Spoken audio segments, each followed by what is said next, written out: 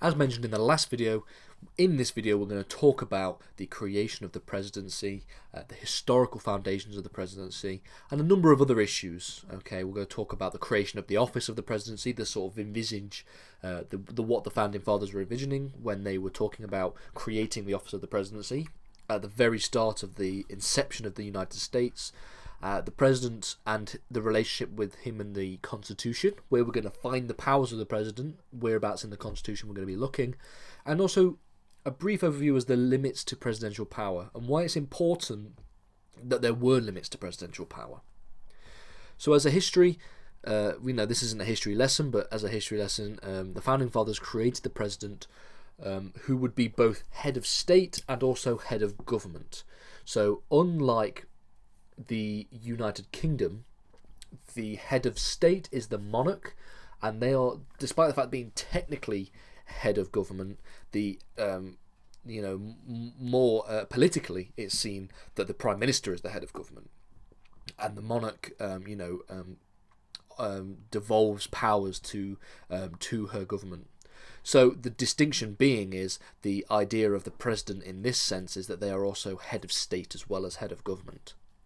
And today, politically, the president is what we like to think of as the sort of personification of the nation.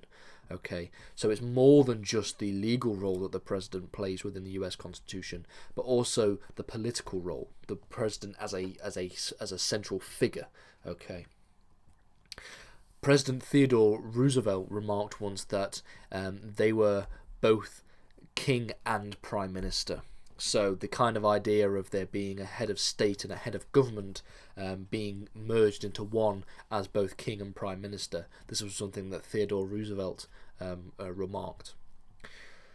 The first president of the United States was George Washington. This was following the War of Independence, and this is the individual that is looking at you right now on this presentation PowerPoint slide.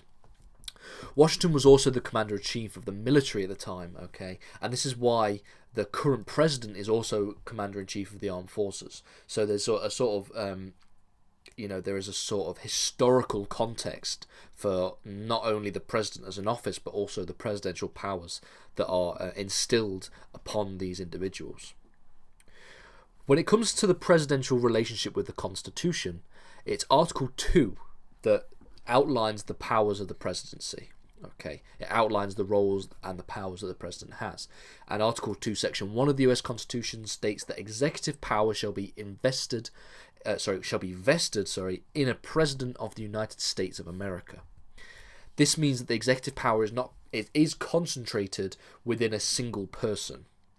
Okay, and this is not the case in the United Kingdom. If we do a little bit of comparative politics here, in the United Kingdom, the Prime Minister is first among equals within the government, within the cabinet.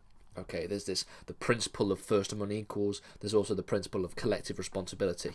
These are the kind of things that don't exist in the US system.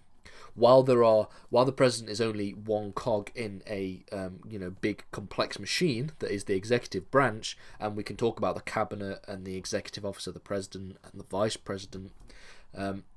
The important factor is that they are still the person who is in charge, okay, and they are the single person where actual executive power is concentrated. Harry Truman remarked that when talking about the Oval Office, his desk is where the book stops. The book stops here. I believe he had like a little sign on his desk that said the book stops here, and this is a kind of a symbolic representation of the centralization of executive power in one office, the office of the president.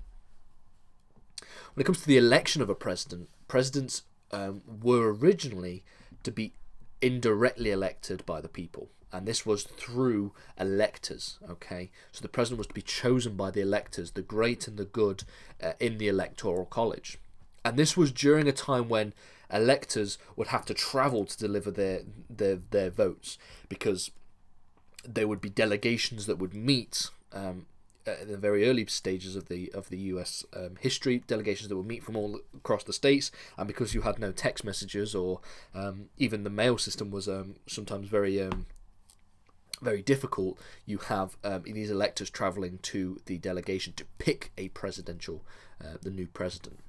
And today, though, we have a more democratic system.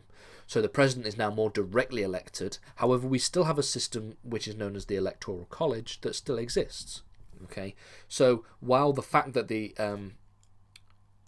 are still picked through the electors, through the Electoral College, okay, and while there are actually cases where there exists what we call faithless electors, people who go to elect to pick a presidential candidate even though that wasn't the candidate chosen by the democratic people in the vote.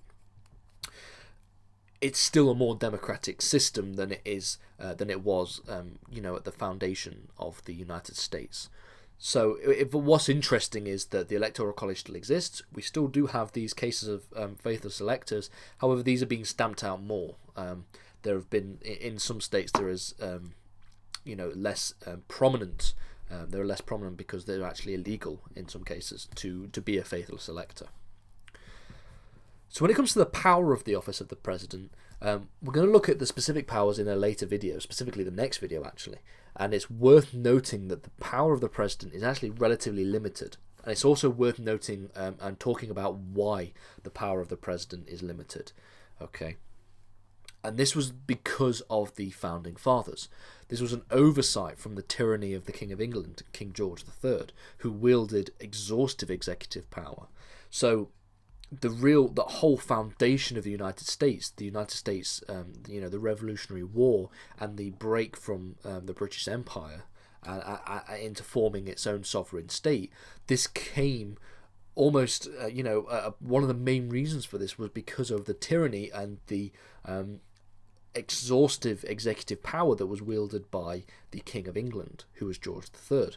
So the founding fathers didn't want to set up a system where you have a single person, a single man or woman as a president who has this same amount of power, which is why we have things like checks and balances that exist.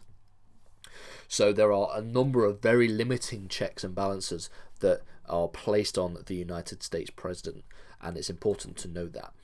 Okay, according to Michael Genovese, in 1998, the men who invented the presidency did not wish to create a ruler. Okay, so that's a point to make when it comes to looking at the power of the presidency and the purpose of the presidency. The president isn't supposed to have unwielding executive power, okay, and this have power to rule over his or her subjects. It's the president's role to run the executive branch of government, and that's about it, okay, which is why their power is very limited.